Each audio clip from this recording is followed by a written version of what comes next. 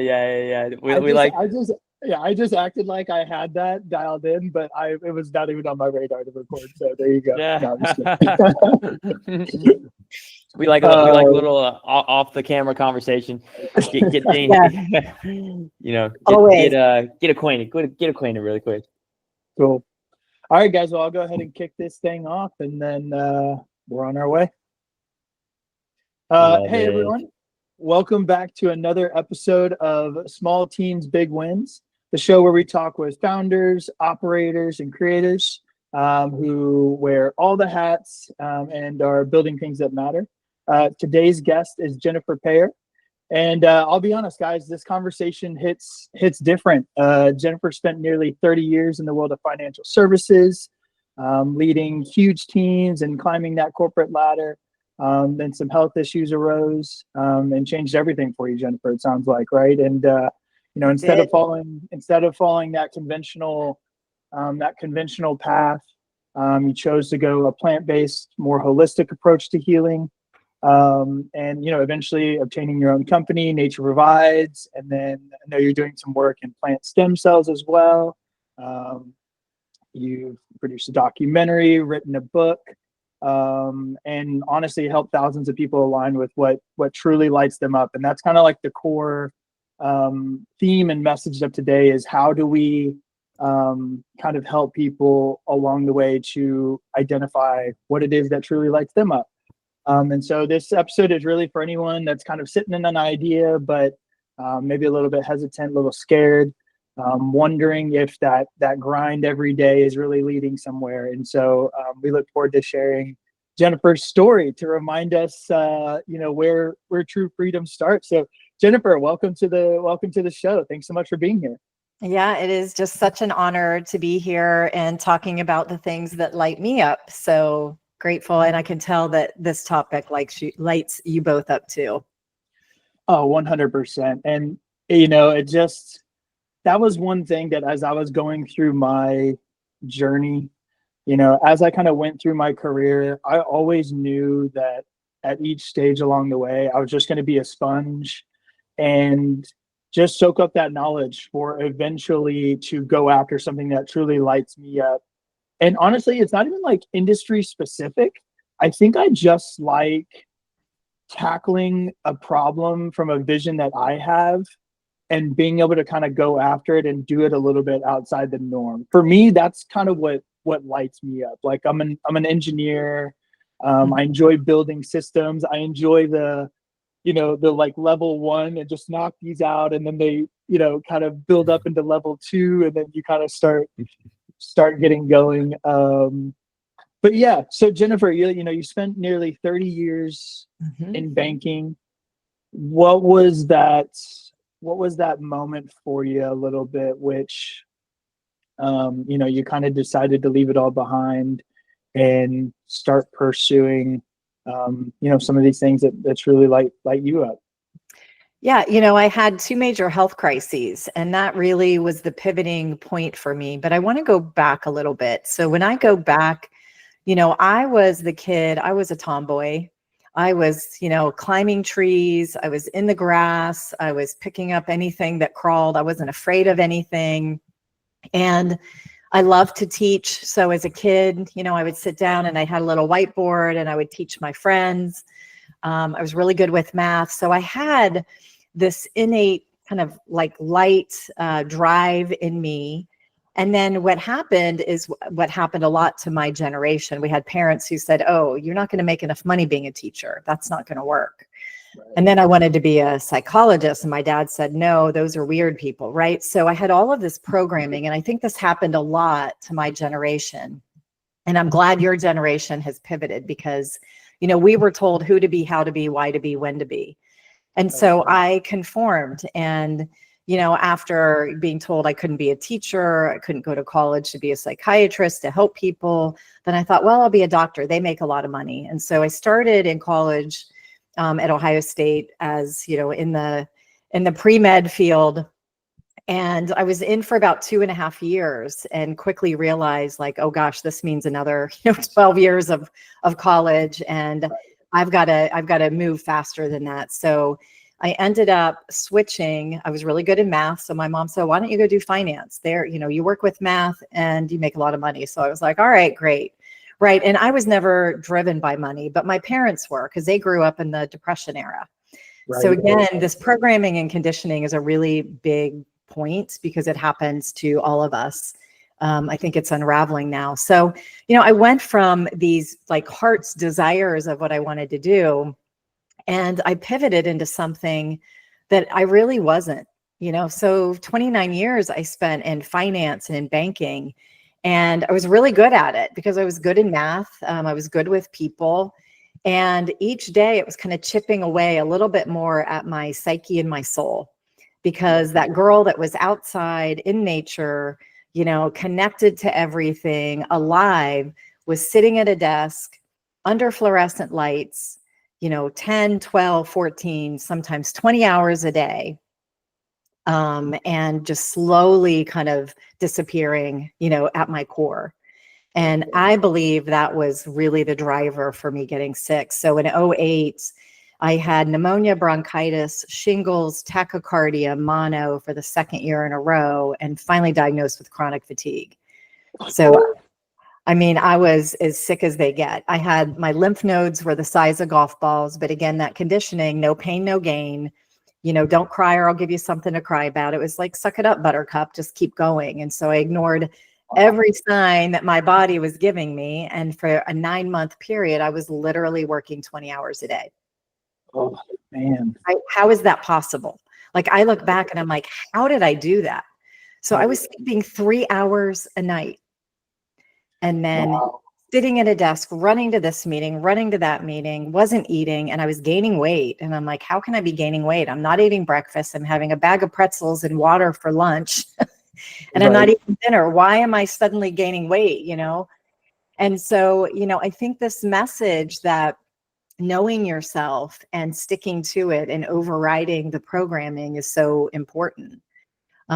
Our evolution and in finding what lights us up. So that was the first health crisis. And of course, back then I was, you know, kind of allopathic in my thinking, and I was put on Ambien to help me sleep. You know, you need to chill out, girl. Here's some Xanax. You need prednisone for, you know, the lymph nodes. You need a steroid. And suddenly I found myself just getting worse and worse. And I'm like, okay, this is not the answer. So I ended up, I literally had a book fall on my head. It was called Hands of Light by Barbara Brennan, who was a NASA scientist who ended up pivoting into energy healing. Okay. And I had probably bought the book maybe 10 years earlier, skimmed it, put it back on the shelf. So this book falls on my head at a pivotal time in my life. And I opened it up and I read it cover to cover in a weekend. And then I looked at my husband and I said, I'm going to the Barbara Brennan School of Healing. And he's like, what? How are you going to do that? You're working 20 hours a day. I said, I don't know, but I know if I don't do this, I'm not going to be on this planet. Something in me innately knew. And so I signed up and I went, and 4 months later, I changed jobs and I negotiated 60 days off a year to go to school.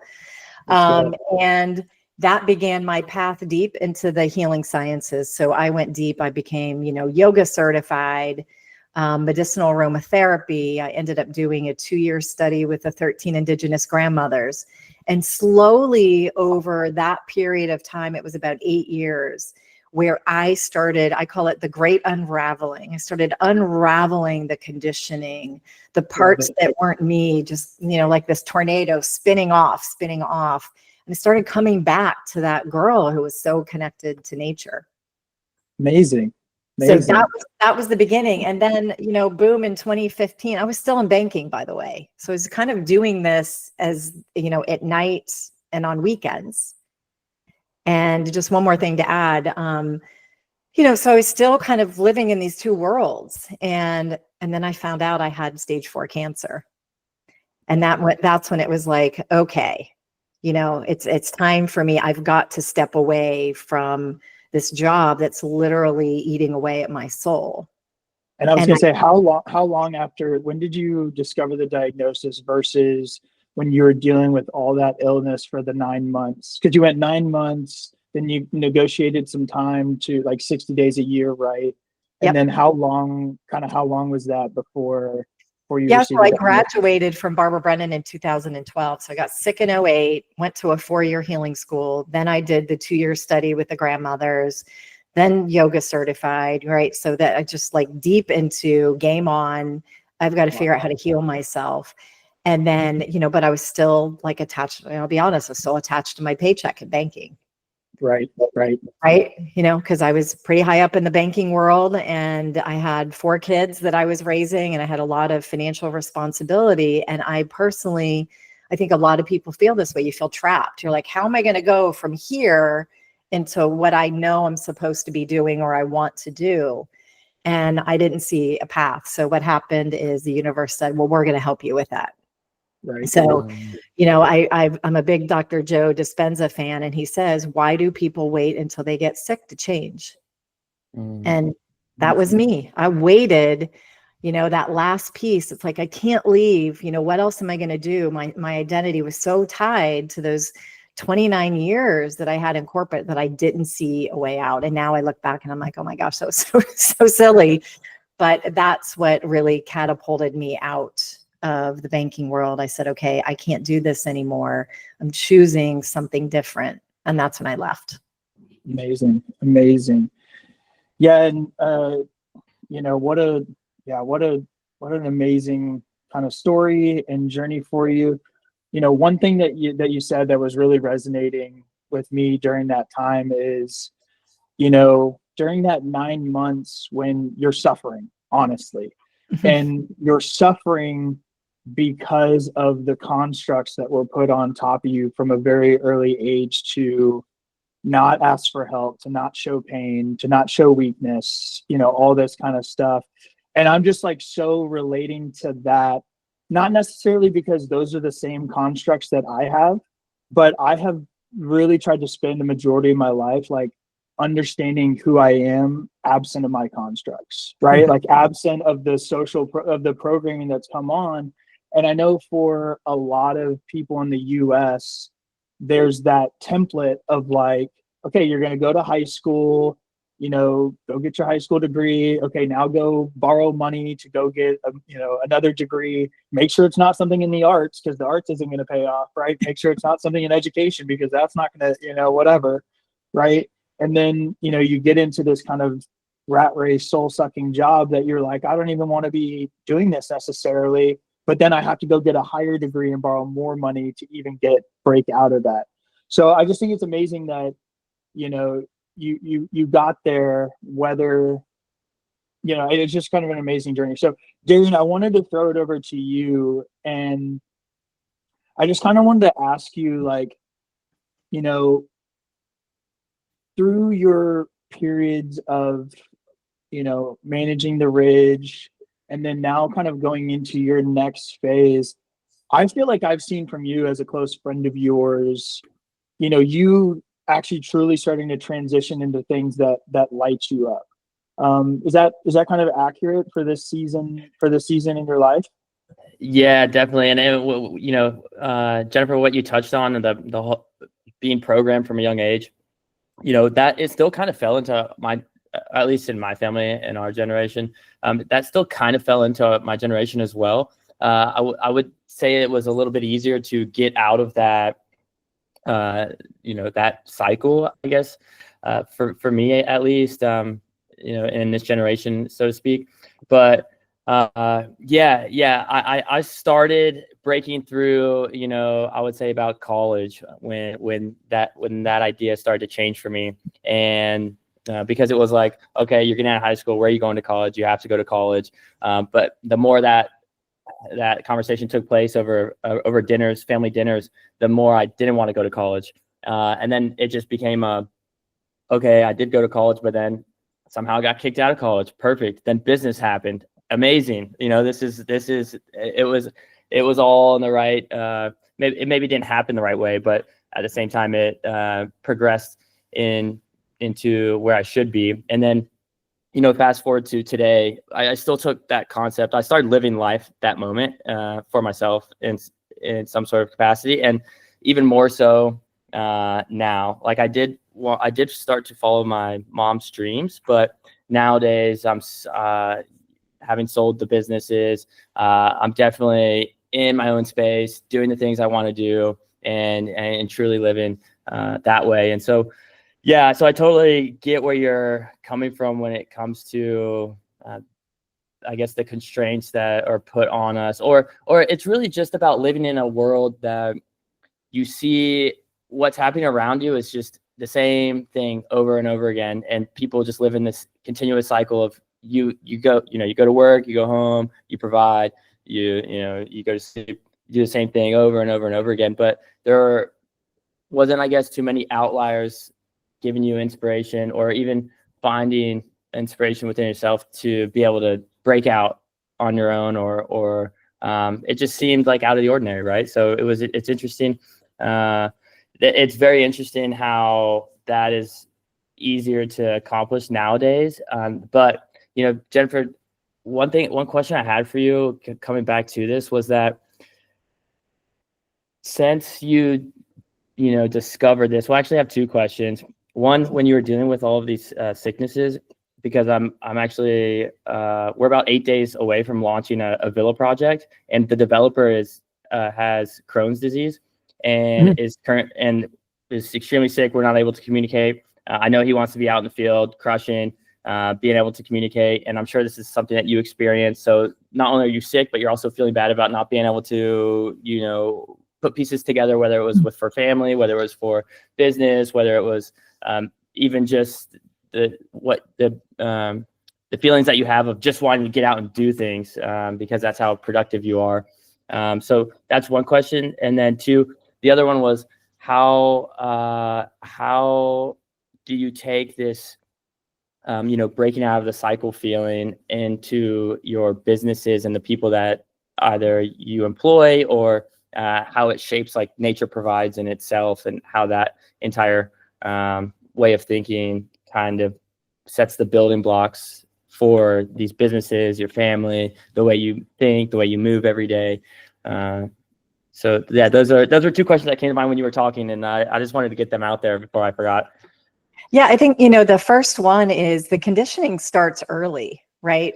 So one of the things I learned going to Barbara Brennan, which was 4 years, it was 2,400 hours of training, was how the psyche is formed. And so what I teach now, which is great. That's what I wanted to be, right? So I like the cycle, completes. And, I love that. you think about a 2-year-old. A 2-year-old will come running into a room in their diaper. I'm on top of the world. That is who we are. We are 2-year-olds with this fire in us, this energy, this curiosity. We're not afraid of spiders. We're not afraid, of anything. And that is who we are. And, the minute that, even in the perfect households, the minute that mom and dad say, don't do this, don't do that, it literally starts to shut down that light. And so, one of the first things that's so important is knowing who you are, right? The programming hides who we are. And, what I tell people is take time off, even if you go hiking in the woods, and go just start asking this question, who am I? So that part of you can start to come out. And most of us don't grow up in perfect households. There's alcoholism and abuse and, all kinds of things. And so that further shuts down, this bright light that we all are. We're all meant to shine our light here. We're all meant to align to a purpose and have an impact, but we're not taught that, right? We're taught to follow the status quo. And so, the younger and younger that you are, to understand that and know that, and then actually invest in yourself to start to find out who you are. What do you love? I work with a lot of women in particular who, I'll ask them, what lights you up? What brings you joy? And they look at me like deer in the headlights. Right. So, it goes back. I haven't even thought about that, or I wouldn't even know what the first thing I would do is. No idea. This thing, and yeah, it's putting this large blanket on this beautiful, like, internal fire that we all have, you know what I'm saying? And you're just like, oh man, come on now. Come on, what do you want to do? Right? Most of us know what we don't want to do. not Right. what we want to do. And so, you know, you think about that. I'm huge into energy because we're all energy. So imagine if 100 times a day you're saying, well, I don't want that. I don't want that. Well, guess what you're investing your energy in? You're actually creating the thing that you don't want.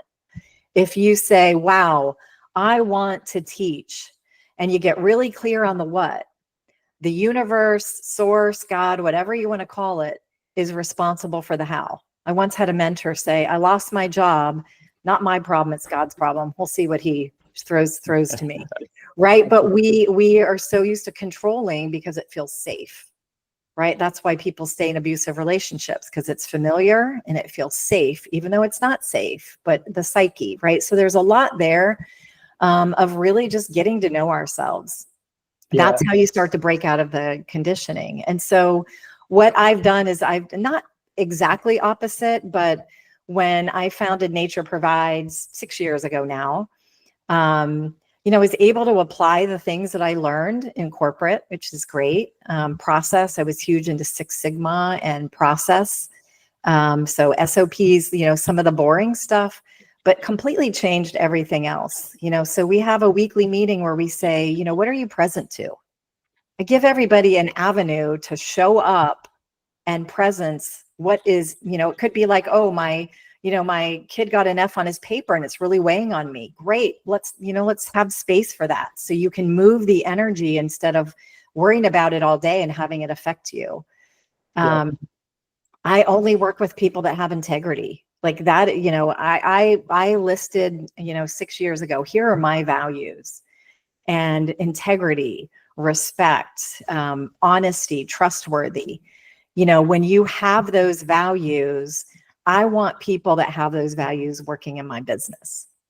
Yep. You know, so that is so important to me. So the value piece is huge, but then I also want diversity of thought. Like, I love having younger people work with us because they think about things that, you know, I don't, or my generation doesn't. Right. So I always plan time for visioning. And I think that's another big, you know, lesson is in the corporate world. When you're sitting at your desk and you are doing, there's no way you can create. You totally lose your creative life force, and you will never be a successful entrepreneur or run a successful business if you don't allow yourselves at least a third of the time to be visioning and creating. Totally. And that's what we are. We're creators. Totally. No, 100%. But I have to fight to get that time for myself, to be honest with you. I have to, like, and I think Darien's kind of similar too, is like, we've got all these things, and you create, and, you know, you vision plan and all that stuff. And then you start putting some of it into practice, and then it kind of starts filling up the calendar a little bit. So I have to really fight to actually section off and protect that time. And if that means some things got to wait till next week, then that's what that means. Right. Mm-hmm. But before we kind of move on, because I do want to get into a little bit more about Nature Provides and the plant stem cell and some of the company related stuff. But last thing that I wanted to leave on, or at least transition into the next section from, was Jennifer, what would you say, what would be kind of your piece of advice to providing that kind of eye-opening, get back in touch with your childhood energy, your child fire, start removing some of these constructs, because you obviously faced something that not everyone faces, right? I mean, you're literally confronted with, might not be here on the planet, right? And for you, it's just crazy how that actually ended up being a really amazing thing for you in your life.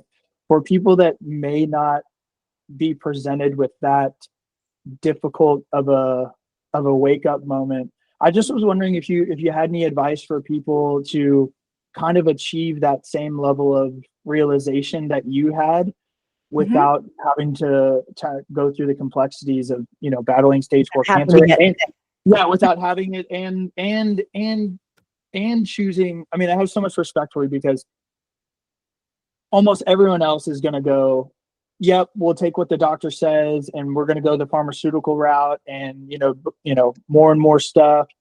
And you were like, no, I'm going to go do it this way. I feel this calling towards it. I'm going to go this way, and created your own. And then it dictated, the path of your life, afterwards. So I just wanted to kind of, wanted to hear from you if you had anything for us or anyone out there listening that's trying to kind of get that realization moment without without having to actually experience, going through the difficulties that you did. Yeah, I mean, absolutely, it requires stillness. So, Beautiful. I just want to throw out, a very alarming statistic. 93% of the people living in North America, that's young kids, adults, are metabolically unhealthy. That means they are on the way to chronic illness, heart disease, diabetes, cancer, autoimmune issues, things like Crohn's, like your friend, right?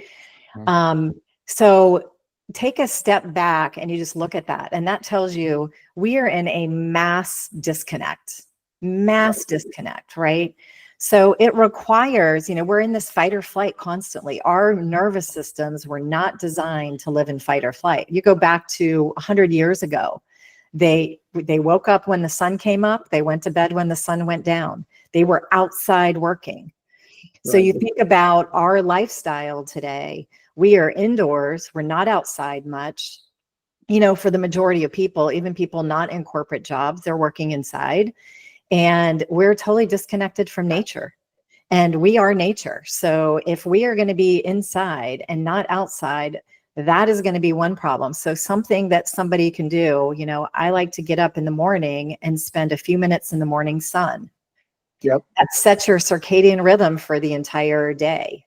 Yep. Right. And it helps you sleep better. So I make sure that I get outside every day. I try to go outside barefoot and put my feet on the ground. Earth is this huge magnet. We are energetic, magnetic beings. So you just stand, barefoot on the earth, and it's going to bring you back to your core.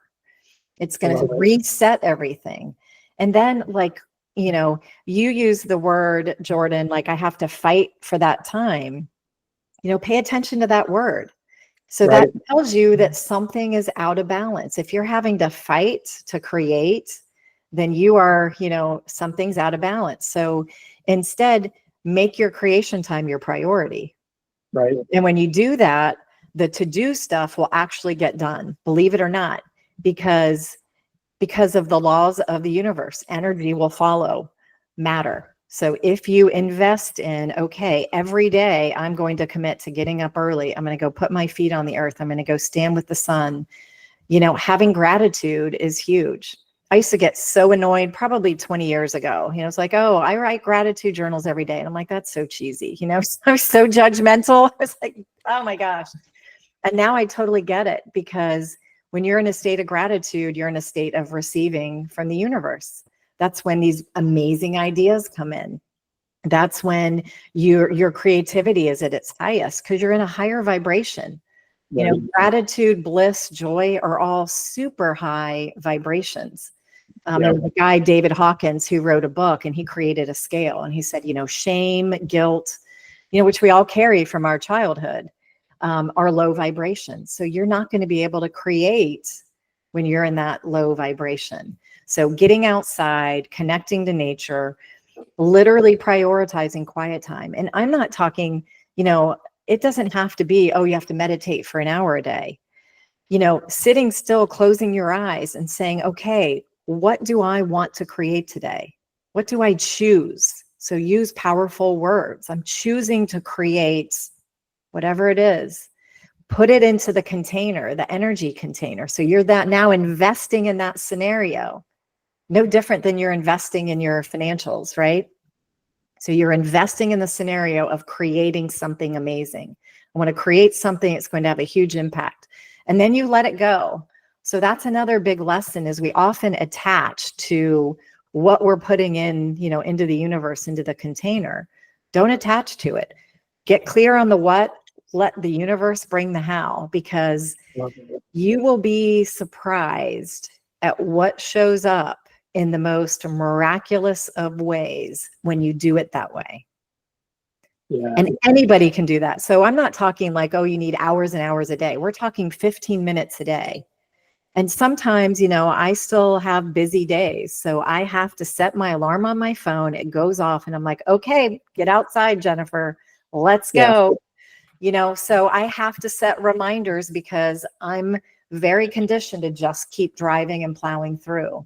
So do things, I have Post-it notes. I have Post-it notes everywhere, all over my desk, just as reminders of, you are nature, your energy. What have you done for your energy today? What have you done for creativity to light yourself up? So those are just some simple things you can do. And then I would say, my generation again, and I think a little bit of yours grew up in this of achievement, right? It's like climbing the ladder, getting things done. And we feel good about that. We're like, oh, look, I got 10 things done today, But what happens if we changed our measuring stick from what did we get done to how many things did we invest in that brought us joy, that lit us up? Totally. Right? And you go, wow, I got all these things done, but none of them really lit me up. Okay. Yeah. So I felt like I was dragging the whole time, right? Yeah. So I'm going to start writing down the things that light me up, and I'm going to make sure I do at least one of those every day.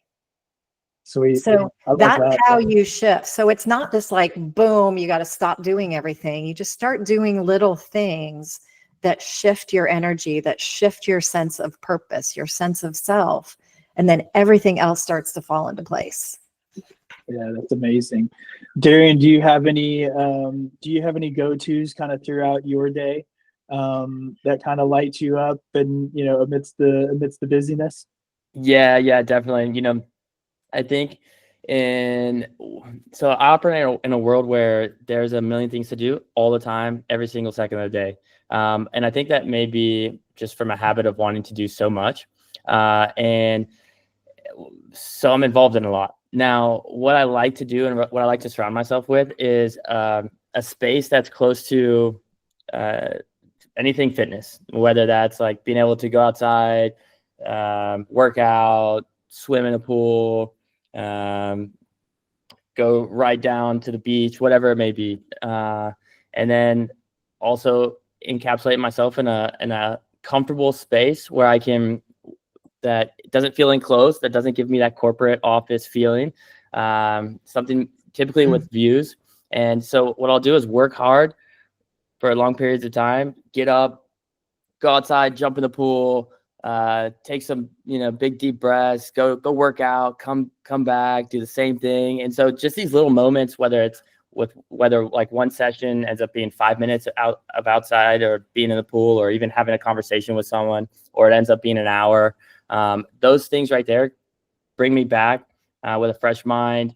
I'm able to hit the ground running, maybe look at something a little bit differently. When you get so deep into a train of thought or so deep into something that you're trying to accomplish, whether it's a task or like a set of tasks that encompass a whole big picture of something, then, just taking a step away and coming back to it, always looking at it at a different point of view. And sometimes you become counterproductive. And actually, one thing that I was noticing the other day is because of the time change, I'm having to adjust to people's schedules that from the United States that I'm in business with too, whether that's like my family or whatever it may be, and then trying to work through the night too. So like 12 o'clock comes around and I'm working, and this happened last night.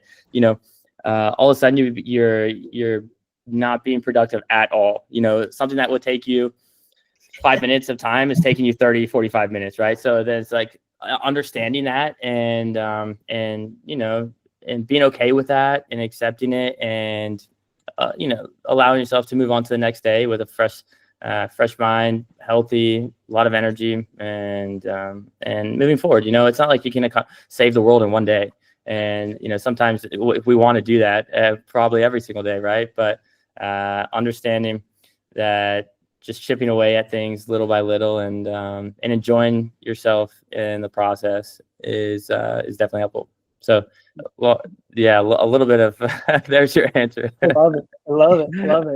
Well, and and, me and Darien, we both grew up kind of as athletes. And so one of the big shifts for me was, I worked one corporate job in a cubicle. I only made it a year. You know what I'm saying? I was doing this like corporate security job. I took my year in bonus and then like quit and went to Cabo for like a little bit, having no plans of what I was going to do afterwards. But then I got on the remote gig. So for the last 8 years, I've been working remotely, right? So working cybersecurity, engineer, all that kind of stuff. Jennifer, I told myself a long time ago, I was like, if I'm going to be looking at a screen and working on the computer as much as I do, I'm going to do it out in nature, like I'm going to do it out in nature. So I bought this travel trailer that I tow behind in my truck, and I've been living out of that for like the last 3.5 years, cruising Colorado, Pennsylvania, North Carolina, Florida. And, I had my Starlink on there rocking, and same thing. I'd be, just doing work out there, and then I'd go step out and I'd go take my dog for a walk. I'd have to do it more than a couple times a day. I was taking like 4 or 5 walks, get outside and just be able to soak that in. So that really resonates. That really resonates with me. So, okay, guys, I kind of want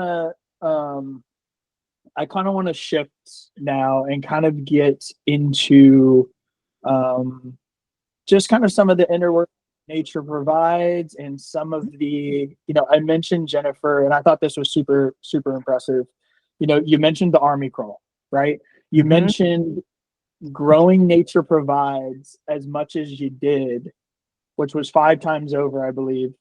And, army crawl. And so you grew this all without marketing, and then that's wild to me. That's just like, that's such a wild concept.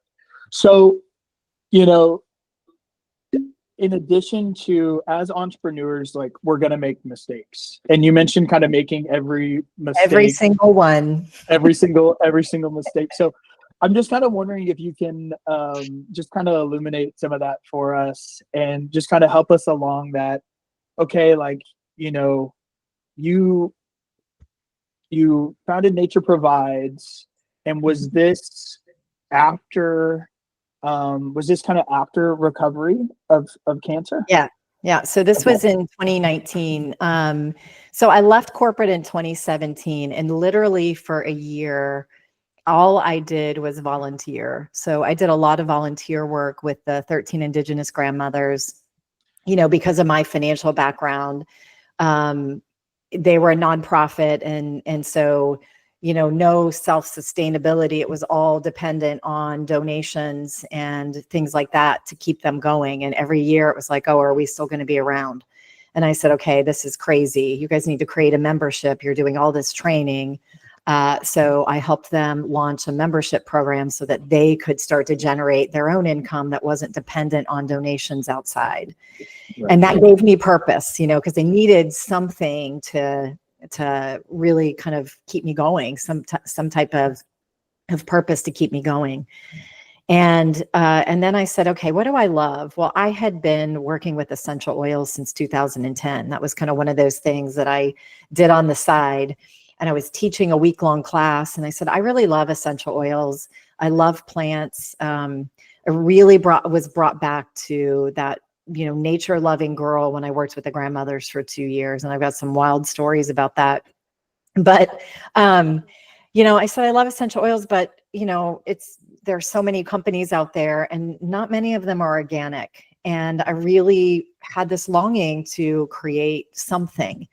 And it just felt overwhelming to me. It's like, where do I even find them? What would I call it? And I was working with a shaman at the time, and he said, why aren't you starting your own essential oil company? And I'm like, because it's just too much. And I said, I wouldn't even know where to start. And he holds up his phone. He goes, right here. And so I started laughing. I went back to my hotel room that night. I was working with him in Dallas.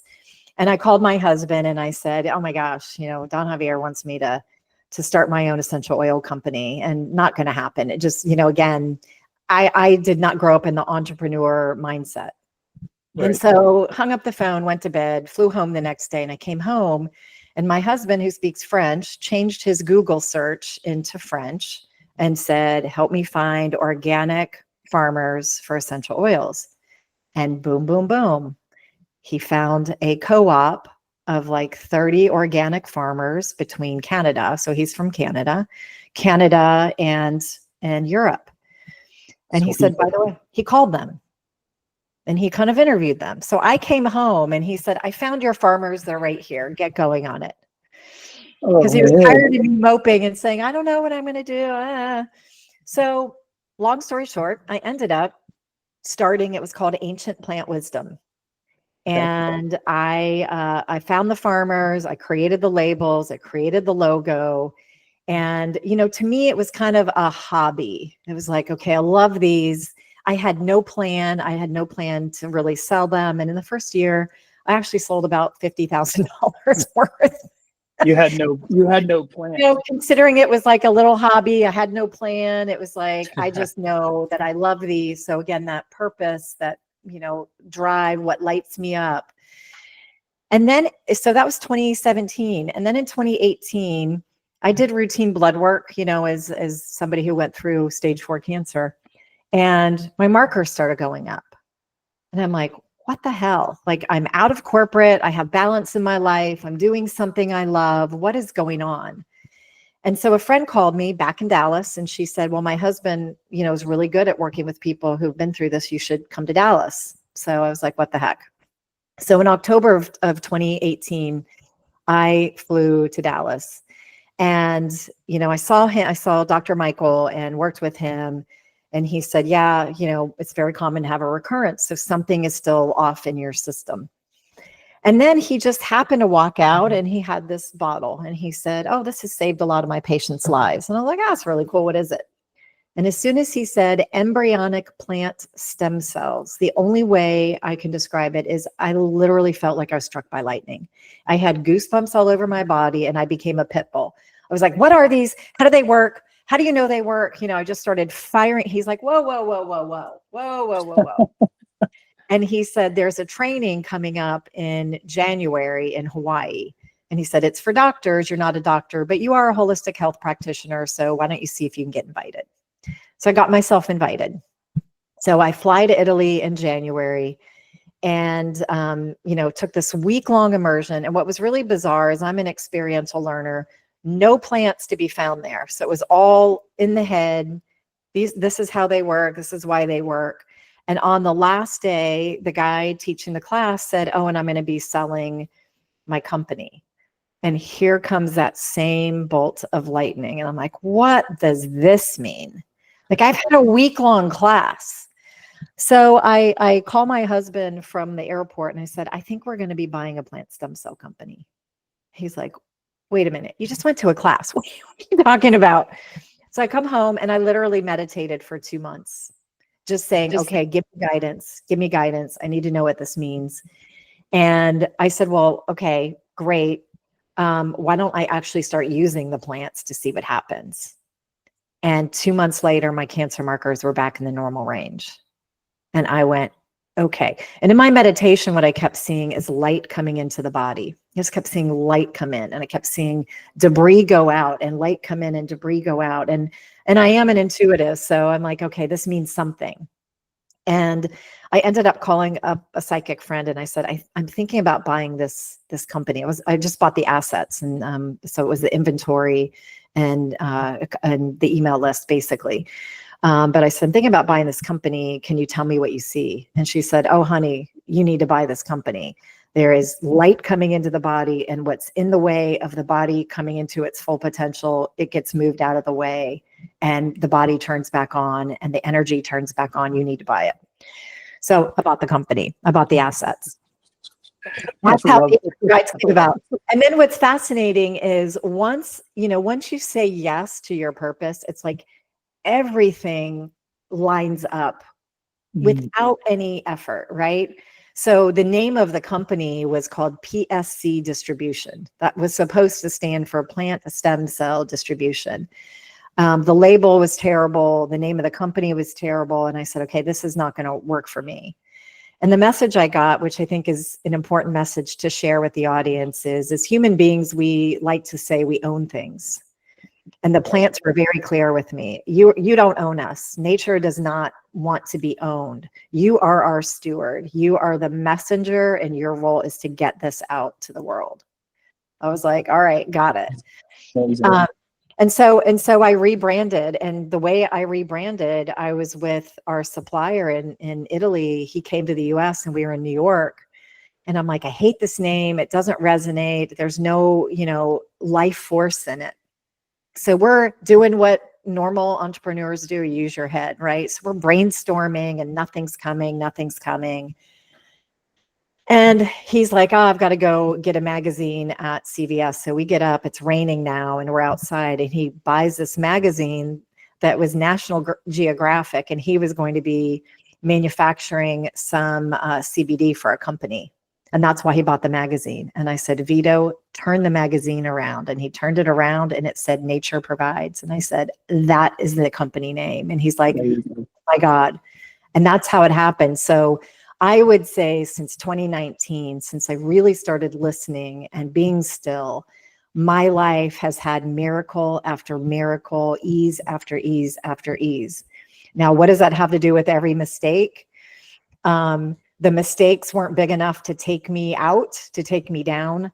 I hired the wrong people, didn't fire fast enough, didn't have people that were aligned to my values and my vision, didn't have marketing, did the army crawl. So I was working in my business, not on my business. I'm a rainmaker, I'm a visionary, and yet I was doing things that the general does, which is the day-to-day stuff. So it was not lighting me up.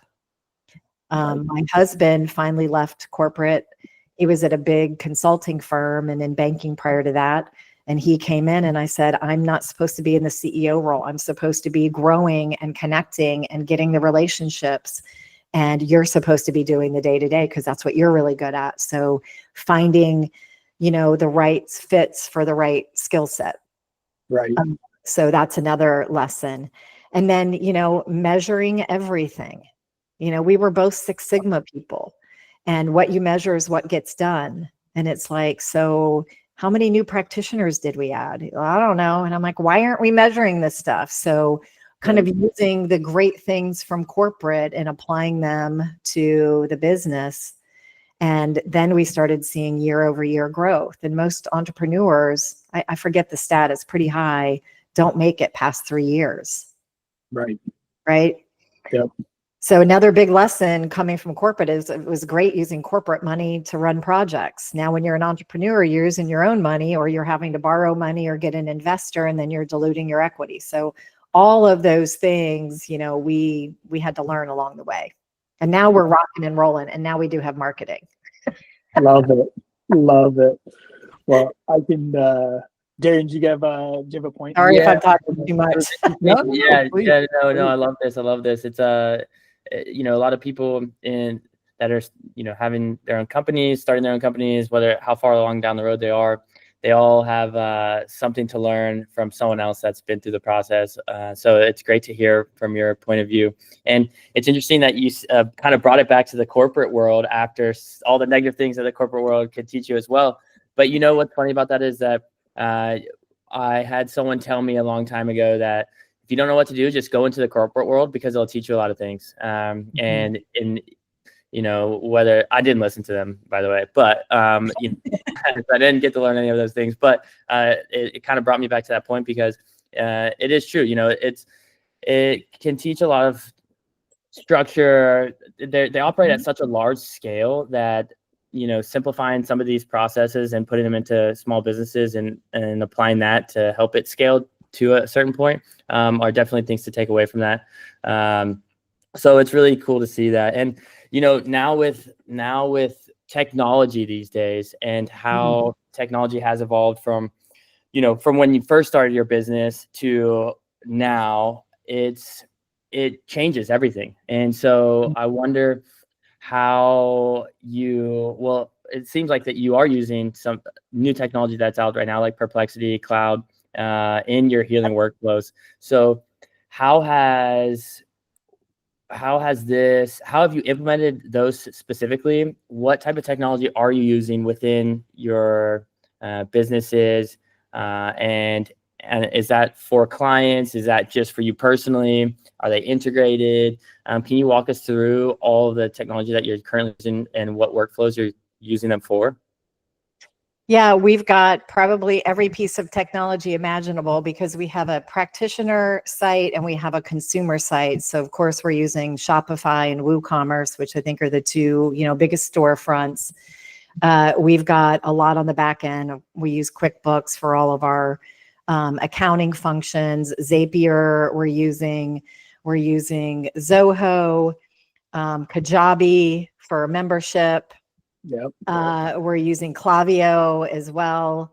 So we've got a lot, and kind of getting up to speed on the whole AI front. I use it a lot in my healing practice now because I do, I'm a holistic health practitioner. I look at labs, I look at, symptoms of people. And what I love about AI is you can put that in, you can put your voice in there, so it's like my brain in there. I used to spend hours and hours and hours putting spreadsheets together of, what's going on, how is somebody trending, and now I can get it in minutes. And then I can look at it and say, okay, that's not right, and I can correct it. But, because of the book and the documentary, we get people from all over the world reaching out saying, I want to talk to Jen. I want to have a session with her. And I finally stopped doing that because, you look at your 10 hours of visioning and the rest working, 25 hours working, 20 hours working. Yes, that's a 30-hour work week. Hey, I'm all about it. I'm all about it. I'm trying to get there as well. Welcome to the entrepreneur world. But, you look at that and you can use it to just simplify and scale and do things, so much simpler. So I've loaded my book in. I have what we call a Gen bot. It's an AI bot. It's got all my podcasts, all of the webinars that I've done. It's got my book in there. And so if somebody says, okay, I've got cancer or diabetes or Crohn's or have this, where do I start?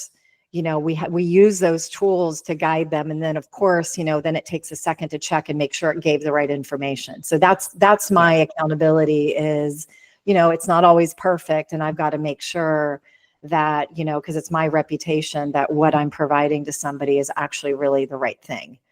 Yeah. And sometimes as an intuitive, it's not. And so I've got to then say, oh, wait a minute, that's not the right plant for them, or that's not the right, way for that person to go. Yeah.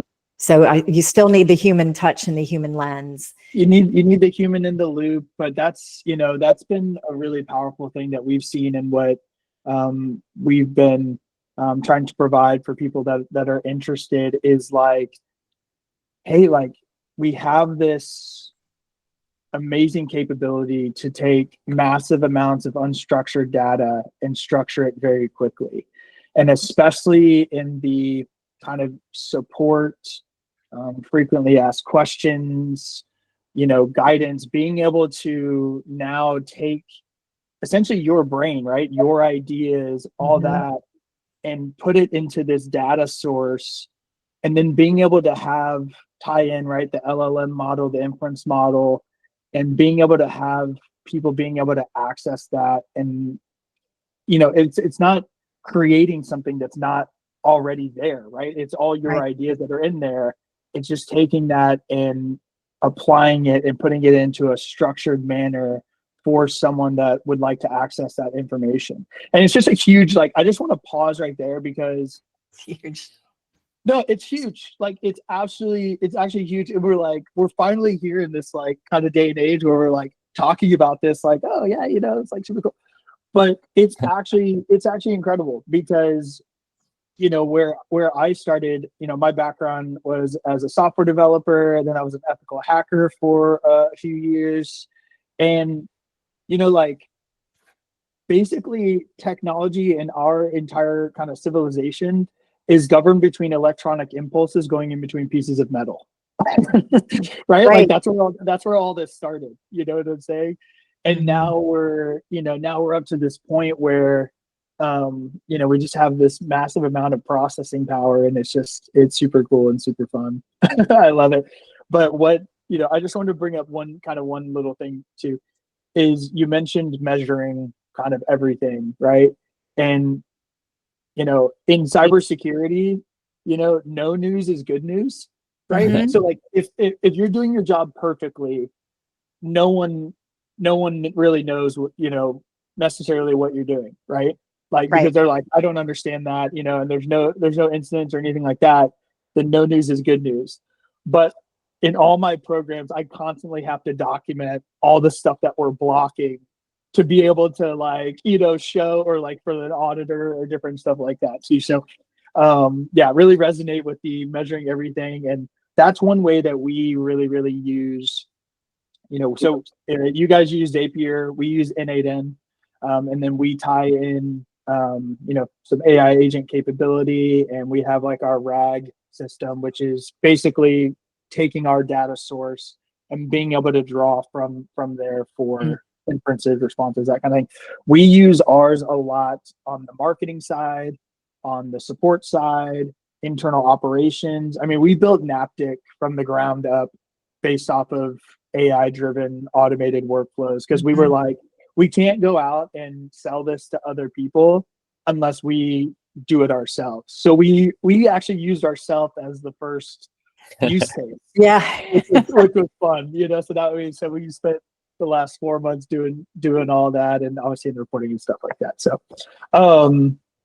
that's amazing. I love to hear, like, your business is so unique because you have, you have the business to consumer, you have the healing, you have the education, you have, you have so many different verticals that, there are certain platforms that are specifically tailored for each of those too. So you actually have a very wide tech stack, which is interesting and really, really cool. So And coming back to the entrepreneur thing, one of my learnings coming out of corporate is I was very identified with the role that I was in. And I think that's pretty common, right? We get very attached to how we're showing up in the world, what we do.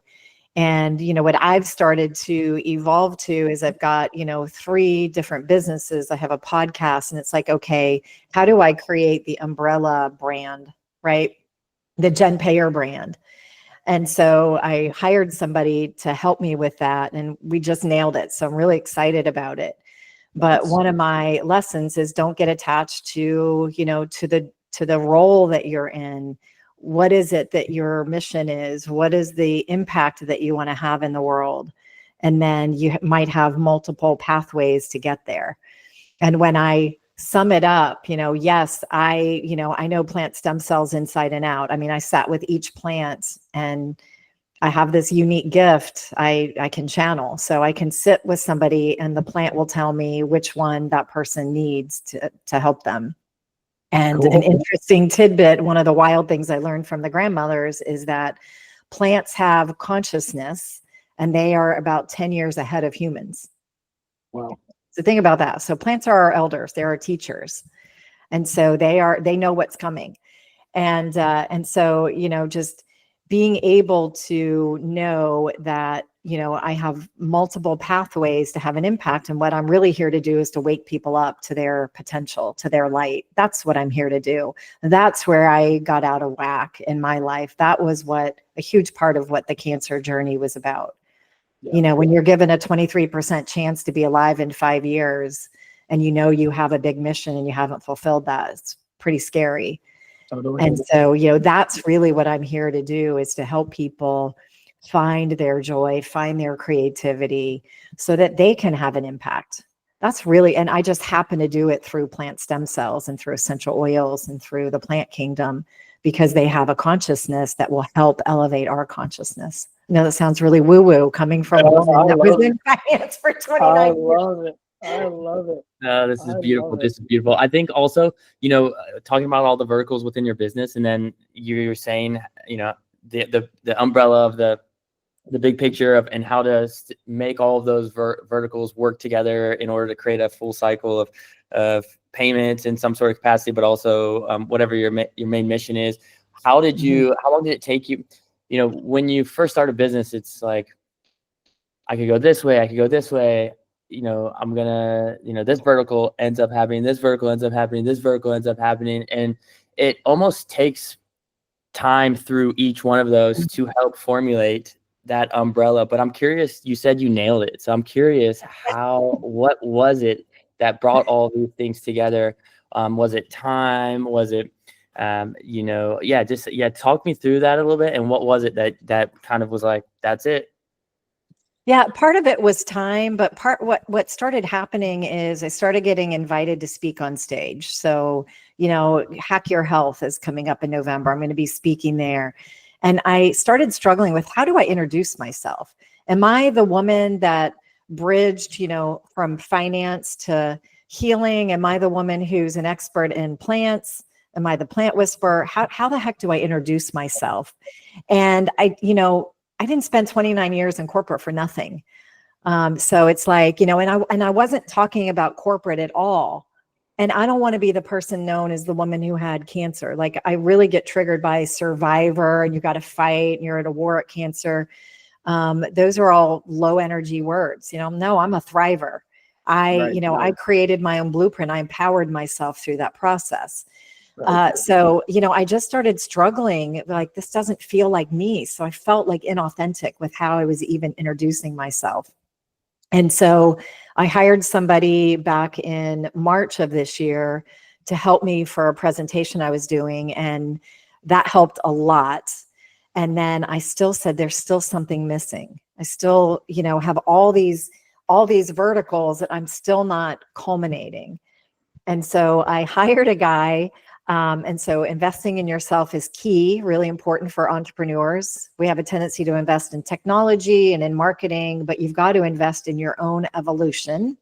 Yep. So I hired a guy who was an MD, a comedian. He's a dancer. I mean, he's like crazy. He's got all of these skills, and he has nailed like how to speak with impact. And, you know, it was a little pricey. It was about 15 grand. I'm like, wow, that's a lot of money to invest in myself, but I need to nail this. And energetically, he had integrity, had every value I was looking for. And so I hired him to do basically 4 months of work with me. And we're a month in, and we nailed it. So I have my elevator pitch. I have my TED Talk now. So I'm going to start applying for TED Talks. So it took me, I would say, you know, I've been struggling with this for about 2 years. And I finally realized, you know, I don't know how to do this. It's another good lesson for entrepreneurs, is if you don't have the skill set, you don't know, go learn from somebody who does. And sometimes that means investing in yourself. Right. But I now know I'm going to have a TED Talk. I now know that when I'm on the stage in November, I'm going to be speaking with authenticity, with who I am, all the parts of me, not just bifurcated pieces, right? And I think that's so important for entrepreneurs, because you do kind of put yourself in a box, and that's, you know, that's the corporate way. We got to get out of the box. And that means investing in either skills, finding a great mentor, super, super important. And then being true to yourself. Yep.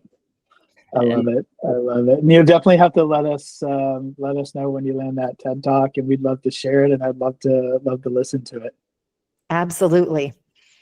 It will be next year, because I want to apply to the big ones, and those are all complete this year. So 2026 on the radar. Beautiful. It will happen. You got this. You got this. I mean, there's a trend from just hearing you speak, there's a trend in what happened in your life, and it's like something comes up, you go do it. There's you have to, you know, fly to Italy, you fly to Italy. Business comes out, you buy the business. You know, it's like whatever you want to happen, you make happen. And it's I can tell this is a trending topic for you, and this is absolutely amazing. I know you're going to be on that TED Talk, and you know, hopefully they do those live too, right? So maybe we'll just come sit in the audience. I think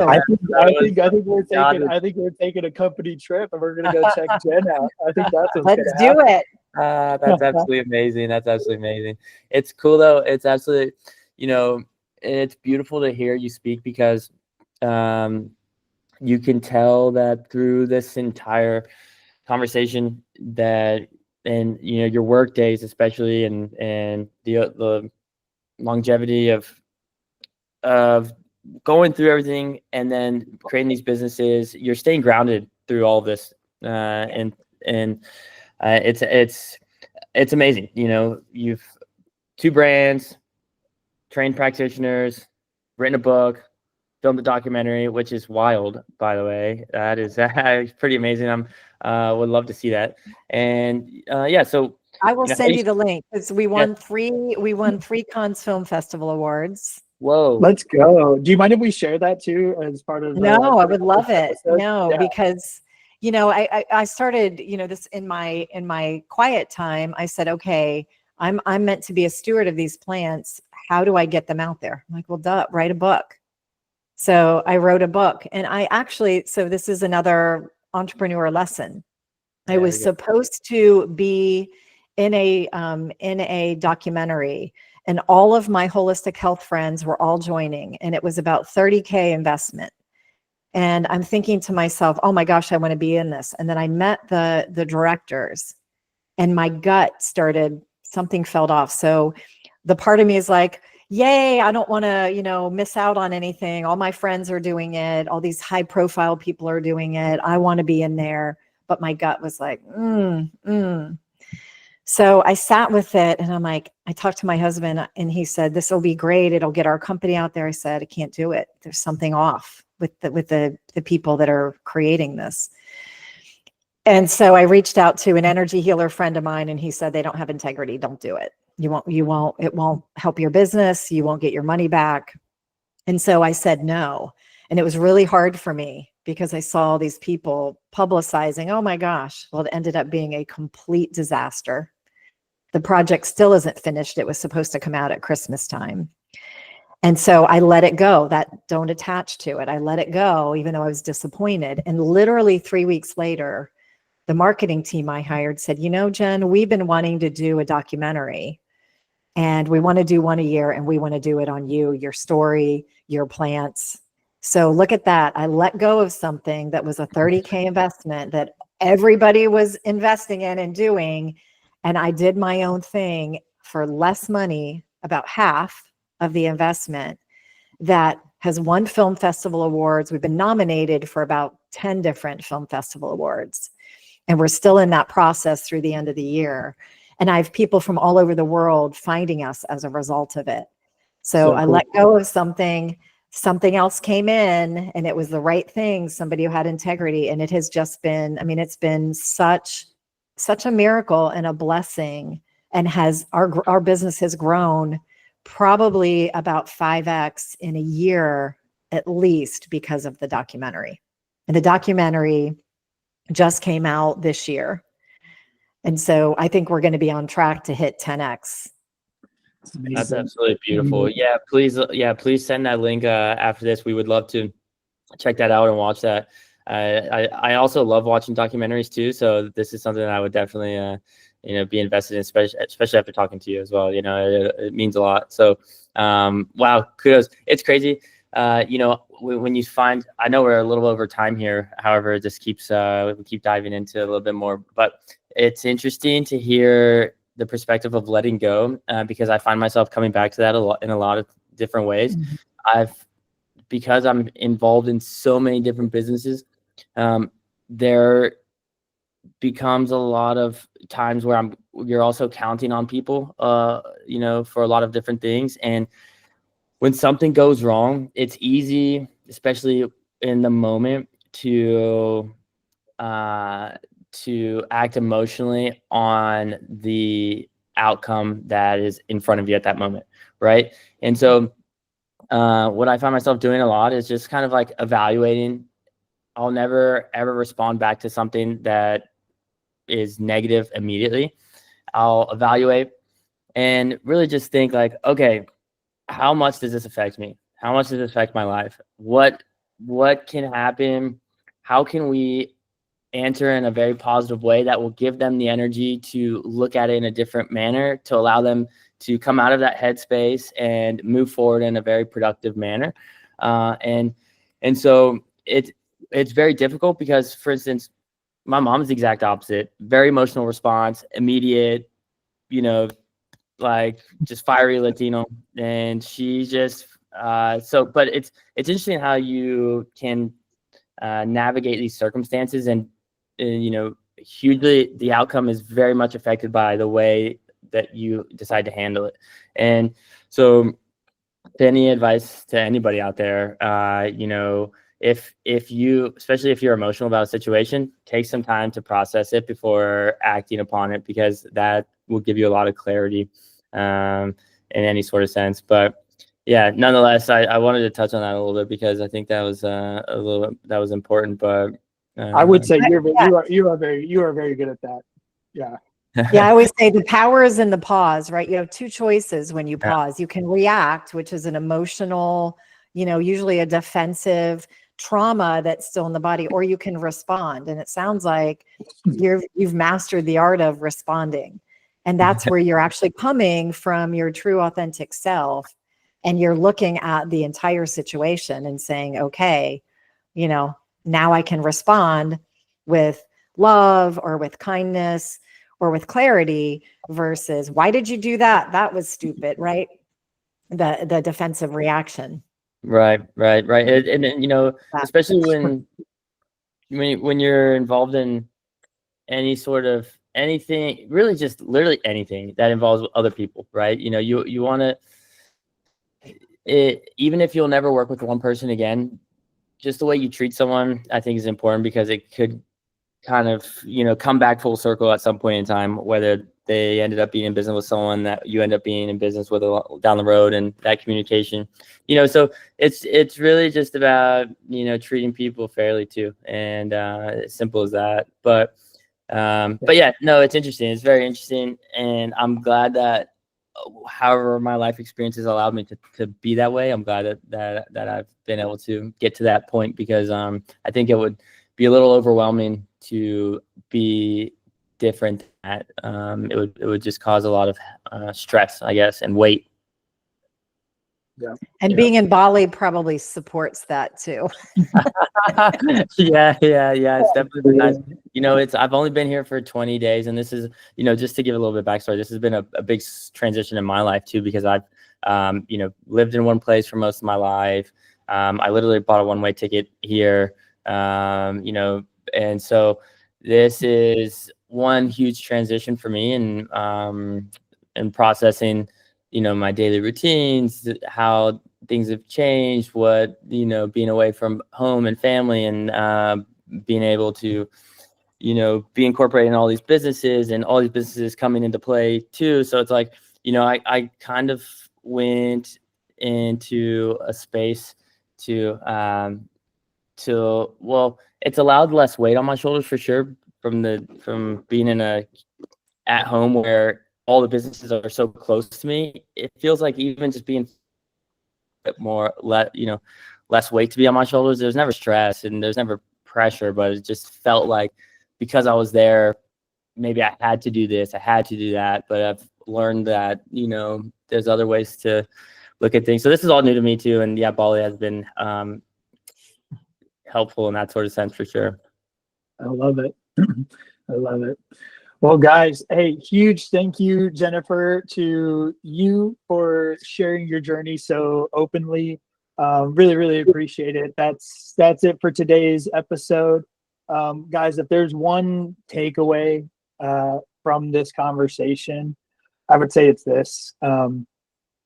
You don't have to wait for a life crisis or health crisis to realign with what lights you up, to get back in touch with that kind of inner child fire. And like I said, really just kind of diving into that creative spirit. So you can choose that now, imperfectly, maybe slowly, but still with purpose, right? And so if this episode kind of sparks something in you, share it with someone that needs a nudge. If you're building something small, scrappy, we'd love to hear about it. And until next time, guys, keep going, stay grounded, and build what matters. Thank you again, Jennifer. Really appreciate your time. Thank you. All right. Awesome. Amazing, So Jennifer. You're an amazing human being. I love it. I love it. I love it. You're crushing life right now, and it's so amazing to see. You're inspiring. I know. I hope many people get to see some of the things that you've said today, because I know that you'll inspire a lot of people. I know you already are, and I hope that you continue to reach the people that need to be reached, and the people that need to find you, because you are changing the world, and one person at a time, one conversation at a time, one day at a time. So this is Exactly. I just And love the both energy of that you you're as operating well. from too. Yeah, Thank you. I'll send you the link to the documentary. We still have to have it behind a firewall while we're applying to all these awards. So you just have to put your information in, but we're not we're not using it for marketing. Yeah. But you just have to fill out a form, and then you'll get access to it. So I'll send that to you. Cool. And I'd love your feedback. Three of my kiddos are in it. My husband is in it, and they actually talk about who I used to be and who I am now. I think my daughter says we got a whole new person. So yeah, that tells you how out of alignment with myself that I was. Amazing. But Yeah. how do I share your podcast? Because I have a pretty big list Cool. on the consumer side, and I definitely want to get it there. And then, I can also send it out to my practitioners. Yeah, that'd be great. So what we'll do is we'll kind of just do some editing, and then we generally post our full length episode on YouTube. So it's just a YouTube channel. And then we'll kind of cut this up into smaller kind of like 1 to 2 minute digestible segments on specific things, and then we'll post those on socials and stuff like that too. But so we'll be sure to share all that with you. Generally, our turnaround time is about 4 to 5 days. So we'll probably be releasing this next week. What do you think, Darien? Yeah. Okay. So so we'll get we'll get that over to you. And same thing with you, right? Any links or socials or just any stuff that you would like for us to put attached to our posts. And then we are going to be coming out with this is kind of a separate topic, but we are going to be coming out with a pilot program for like a lean bundle, which is basically a way that you can modernize your business over time for lean teams under 20 employees. And so as that comes available, we'd love to share that with you. And if you feel like that'd be something that would help, your practitioners, like I said, it's really designed for small medical practices. So that kind of worked out really well. Yeah. Yeah. Perfect. Yeah. I'd be happy to. Okay. Awesome. Thank you, Jennifer.